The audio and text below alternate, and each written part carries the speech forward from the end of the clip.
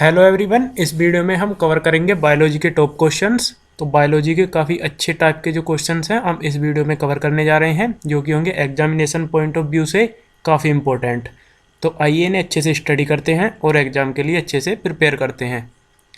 पहला क्वेश्चन है, पालक के पत्तों में किसकी मात्रा सबसे अधिक होती है?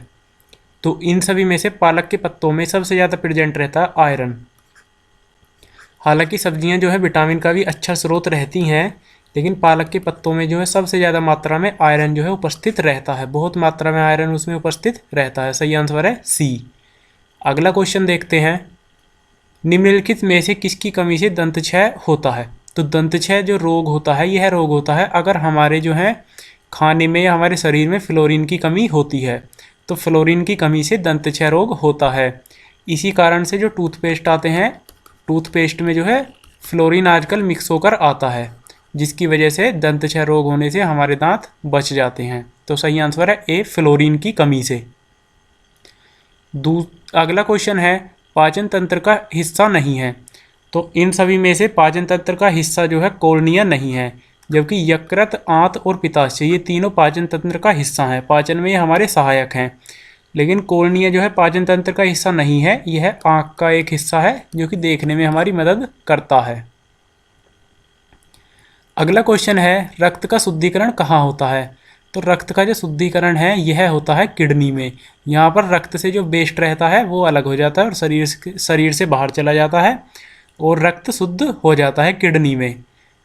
अब अगले क्वेश्चन की तरफ बढ़ते हैं, मानव शरीर में खून के शुद्धिकरण की प्रक्रिया को क्या कहते हैं? तो मानव शरीर में खून का जो शुद्धिकरण अभी हमने जिक्र किया जो कि होता है किडनी में, तो उसका जो शुद्धिकरण की प्रक्रिया है उसे कहते हैं डायलिसिस। डायलिसिस इस प्रक्रिया का नाम है जिस प्रक्रिया से खून का शुद्धिकरण होता है। अगला क्वेश्चन है, हीमोग्लोबिन का कार्य है। तो हीमोग्लोबिन जो कि रक्त में उपस्थित रहता है और रक्त को लाल कलर प्रदान करता है, तो इसका जो कार्य होता है, इसका कार्य होता है ऑक्सीजन ले जाना। यह ऑक्सीजन को शरीर के विभिन्न भागों में लेकर जाता है। अगला क्वेश्चन है, मानव शरीर का सबसे बड़ा अंग कौन सा है? तो इन सभी में से मानव शरीर का सबसे बड़ा अंग है स्किन। स्किन यानी कि हमारी चमड़ी, यह मानव शरीर का सबसे बड़ा अंग है। तो हमारा सही आंसर है डी, मानव शरीर का सबसे बड़ा अंग है चमड़ी या फिर स्किन। मानव शरीर का कौन सा अंग पुनरुद्ध भवन को प्रदर्शित करता है? तो पुनरुद्ध भवन, पहले ये समझ लो पुनरुद्ध भवन क्या होता है। पुनरुद्ध भवन होता है कि जैसे हम अगर छिपकली की पूंछ कट जाए तो वह दोबारा से बन जाती है, या हम जैसे पेड़ पौधों के जो कुछ शाखाएं काट कर लगा देते हैं और वह संपूर्ण पेड़ बन जाता है, तो इस प्रक्रिया को पुनरुद्ध भवन कहते हैं। तो पुनरुद्ध भवन की जो है यह प्रक्रिया हमारे यकृत में देखने को मिलती है। यकृत यानी लीवर, और लीवर है हमारे शरीर की सबसे बड़ी ग्रंथि। तो सही आंसर है डी, लीवर, यकृत। वैश्विक तापन के फलस्वरूप हो सकता है। तो जो तापमान है, तापमान के अगर तापमान बढ़ेगा तो इसके फलस्वरूप हो सकता है तट रेखा में परिवर्तन। तट रेखा में परिवर्तन इस प्रकार हो सकता है, जो हमारी तट रेखा है, जब तापमान बढ़ेगा तो सी लेवल बढ़ेगा, यानी कि समुद्र में पानी बढ़ेगा, ग्लेशियर पिघलेंगे और समुद्र में पानी बढ़ेगा। समुद्र में पानी बढ़ेगा तो वो तट के अंदर तक आएगा, जिस वजह से तटरेखा परिवर्तित हो जाएगी। तो हमारा सही आंसर है बी, तटरेखा में परिवर्तन। अगला क्वेश्चन है, मानव जनित पर्यावरण प्रदूषण कहलाते हैं। तो जो पर्यावरण प्रदूषण जो कि मानव द्वारा जनित होते हैं, मानव द्वारा, ह्यूमन बीइंग द्वारा जो जनित होते हैं, उन्हें कहा जाता है परजैविक। सही आंसर है सी, परजैविक। अगला क्वेश्चन है, ऊर्जा के किस रूप में प्रदूषण की समस्या नहीं होती है? तो इन सभी रूपों में से ऐसा कौन सा रूप है ऊर्जा का जिसमें प्रदूषण की समस्या नहीं होती है? तो वह है सौर ऊर्जा। सौर ऊर्जा में कोई भी पोल्यूशन, किसी भी प्रकार का पोल्यूशन नहीं होता, क्योंकि कंप्लीटली सन से बनाई जाती है। तो सही आंसर है डी, सौर ऊर्जा में प्रदूषण की समस्या नहीं होती है। काफ़ी आसान क्वेश्चन है ये। अगला क्वेश्चन है, निम्नांकित में कौन अधिकतम ध्वनि प्रदूषण का कारण है? तो इन सभी में से सबसे ज़्यादा ध्वनि प्रदूषण जो करता है वह करता है जेट उड़ान। सही आंसर है ए, जेट। जेट जो होते हैं ये तो जेट जो है सबसे ज़्यादा ध्वनि प्रदूषण करता है, जेट इंजन, जेट प्लेन जो होते हैं।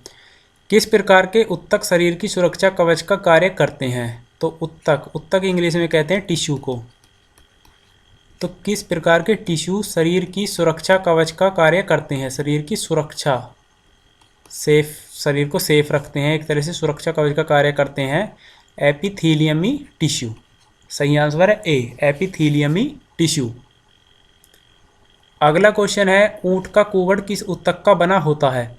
तो ऊंट का कुवड़ जो रहता है वह किस टिश्यू का बना होता है? टिश्यू, तो यह बना होता है वसामय उत्तक का, वसामय उत्तक, जिसे कि इंग्लिश में कहते हैं सेबाकस, SEBACEOUS, सेबाकस टिश्यू। तो सही आंसर है ए, वसामय उत्तक। अगला क्वेश्चन है, मास्ट कोशिकाएं पाई जाती हैं?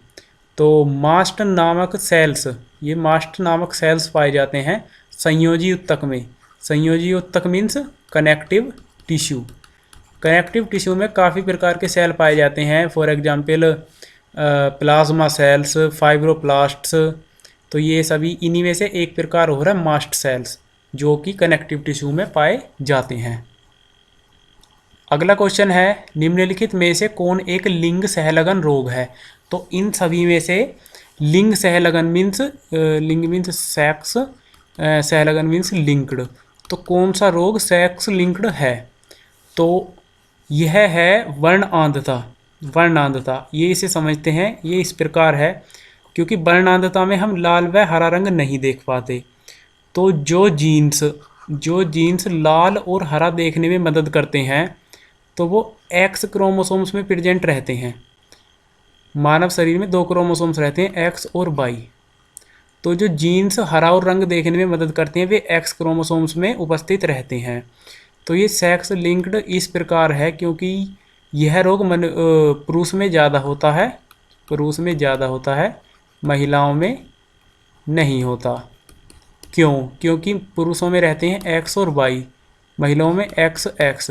तो आखिरी जो क्रोमोसोम रहता है वह महिलाओं में एक्स, एक क्रोमोसोम फालतू रहता है, पुरुषों में एक एक्स कम रहता है। तो ये जीन जो हरा और लाल देखने में मदद करते हैं, ये उपस्थित रहते हैं सिर्फ एक्स में। तो इस प्रकार से महिलाओं में ये जीन ज़्यादा उपस्थित रहते हैं, पुरुषों में ये कम रहते हैं। तो इसी प्रकार से इस रोग को लिंग सहलगन रोग कहा जाता है, इसी कारण से। तो हमारा सही आंसर है सी, वर्णांधता को लिंग सहलगन रोग कहा जाता है। अगला क्वेश्चन है, जैव विकास को सर्वप्रथम किसने समझाया? तो जैव विकास को हम इंग्लिश में कह सकते हैं इवोल्यूशन।